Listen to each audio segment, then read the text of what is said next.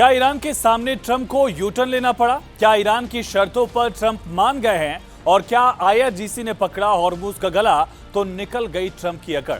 Israel की एक गलती पर क्यों भड़क गया अमेरिका?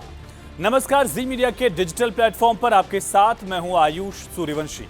इस वक्त सबकी निगाहें हॉर्मुज पर हैं।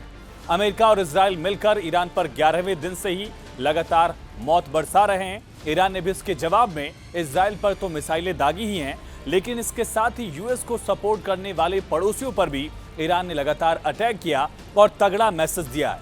अब कोई भी देश इस जंग में हिस्सेदार नहीं बनना चाहता। यही नहीं, अमेरिका के अंदर भी युद्ध को लेकर बवाल शुरू हो गया। ईरान ने अमेरिका पर प्रेशर डालने के लिए दुनिया की तेल सप्लाई का रास्ता स्ट्रेट ऑफ हॉर्मुज बंद कर दिया है। आईआरजीसी यानी कि ईरानी रिवोल्यूशनरी गार्ड कॉर्प्स के एक सीनियर कमांडर ने साफ कह दिया कि अगर ईरान पर हमला जारी रहा या उसकी तेल संपदा को निशाना बनाया गया तो 1 लीटर तेल भी फारस की खाड़ी से बाहर नहीं जाने देंगे।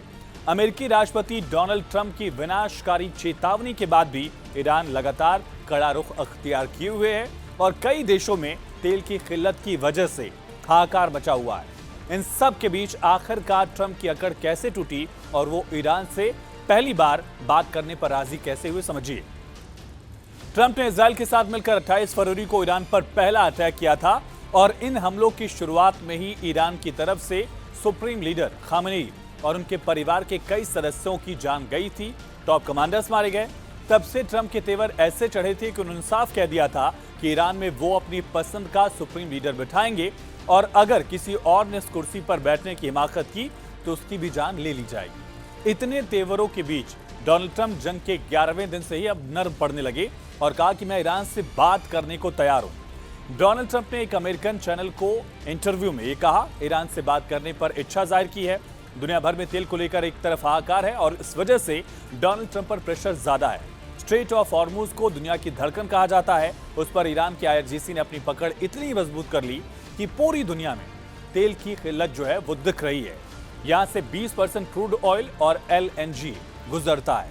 अमेरिका समेत कई यूरोपीय देशों में भी पेट्रोल डीजल की कीमतें जो हैं वो लगातार चढ़ रही हैं। ट्रंप के लिए सबसे बड़ी चुनौती खुद अमेरिका के अंदर जो बवाल शुरू हुआ है महंगाई और तेल की किल्लत की वजह से, उसको कंट्रोल करने की है। अमेरिकी नागरिक भी युद्ध के खिलाफ सड़कों पर उतरने लगे हैं। नाकेबंदी इतनी असरदार रही कि ट्रंप को अपनी जिद छोड़कर बातचीत की मेज पर आने का संकेत देना पड़ा। उधर अमेरिका ने इजराइल से भी कह दिया है कि वो ईरान के तेल और ऊर्जा ठिकानों पर आगे हमले रोक दे। ये मैसेज वॉशिंगटन ने सीधे इजराइल के सीनियर अधिकारियों और इजरायली सेना के टॉप कमांडर्स तक पहुंचाया है। रिपोर्ट के मुताबिक अमेरिका को चिंता इस बात की है कि ईरान के तेल और ऊर्जा ढांचे पर हमले से आम ईरानी नागरिकों को नुकसान हो सकता है और इससे खाड़ी देशों के ऊर्जा ठिकानों पर बड़े पैमाने पर जवाबी हमले हो सकते हैं। वॉशिंगटन का मानना यह भी है कि ऊर्जा ढांचे को निशाना बनाना स्थिति को और ज्यादा भड़का सकता है। क्षेत्र में तेल आपूर्ति और वैश्विक बाजारों पर गंभीर असर डाल सकता है। इसीलिए अमेरिका ने इजराइल से ऐसे हमलों से फिलहाल बचने की अपील कर दी है। क्या वाकई खत्म होने वाला है युद्ध?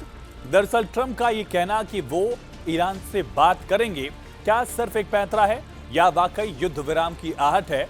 दरअसल जानकारों का मानना है कि इसके पीछे 3 बड़ी वजह हो सकती हैं।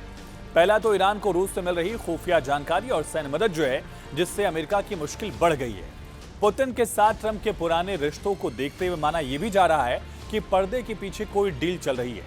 अगर हॉर्मुज का रास्ता 1 महीने और बंद रह गया तो दुनिया 1920-30 जैसी महामंदी की चपेट में आ जाएगी। ईरान के विदेश मंत्री अब्बास अराक्ची ने साफ कर दिया कि बातचीत तभी हो पाएगी जब हमला रुकेगा और हमारी शर्तें मानी जाएंगी। हालांकि अमेरिका के हमले भी लगातार जारी हैं। इन सब के बीच अमेरिकी सेना की तरफ से, यूएस सेंट्रल कमांड की तरफ से सोशल मीडिया प्लेटफॉर्म पर बाकायदा एक वीडियो जारी किया गया।